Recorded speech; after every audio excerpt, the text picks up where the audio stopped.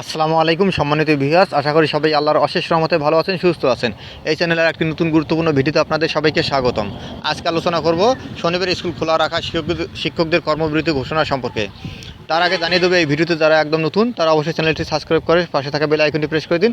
আর যারা ইতিমধ্যে সাবস্ক্রাইব করেছেন তাদেরকে জানাই অসংখ্য ধন্যবাদ। শনিবার স্কুল খোলা রাখা শিক্ষকদের কর্মবিরতি ঘোষণা। শিক্ষা মন্ত্রণালয়ের সাপ্তাহিক ছুটির দিন শনিবার স্কুল খোলা রাখার সিদ্ধান্ত বহাল রয়েছে। এর প্রতিবাদে আগামী শনিবার 11 মে 1 ঘন্টার জন্য কর্মবিরতি পালনের ঘোষণা দিয়েছেন মাধ্যমিক বিদ্যালয়ের শিক্ষকরা।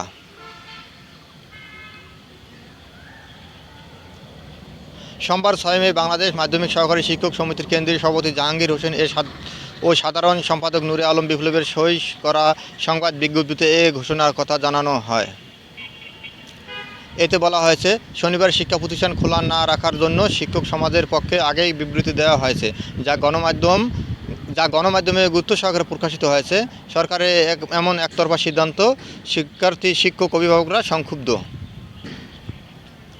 এ পরিস্থিতিতে প্রতিবাদ স্বরূপ কর্মবিরতি পালনের জন্য মাধ্যমিক পর্যায়ের সব স্তরের শিক্ষক কর্মচারী প্রতি আহ্বান জানানো হচ্ছে।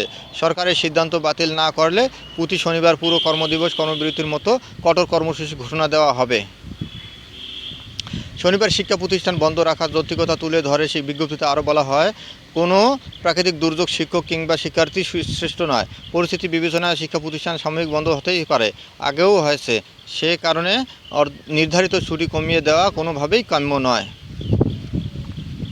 বলা হয়, একাডেমিক ক্যালেন্ডার অনুসরণ করে শিক্ষার সঙ্গে সংশ্লিষ্ট শিক্ষক, শিক্ষার্থী ও অভিভাবকদের চিকিৎসা নেওয়া, আত্মীয়র বাড়িতে বেড়ানো, আচার অনুষ্ঠান ও বিশ্রামসহ বিভিন্ন পরিকল্পনা থাকে।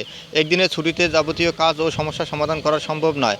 এতে শারীরিক, মানসিক ও অর্থনৈতিক ক্ষতিরও সম্মুখীন হতে হয়। বিজ্ঞপ্তিতে বলা হয়, জাতীয় দিবসগুলোতে শিক্ষা প্রতিষ্ঠানে অবস্থান নিতে হচ্ছে, অথচ সেদিন অন্যদের ছুটি।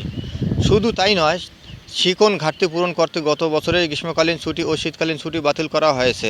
চলতি বছর রমজানের ছুটি কমানো হয়েছে, যা মোটেই সুবিবেচনা প্রসূত হয়নি।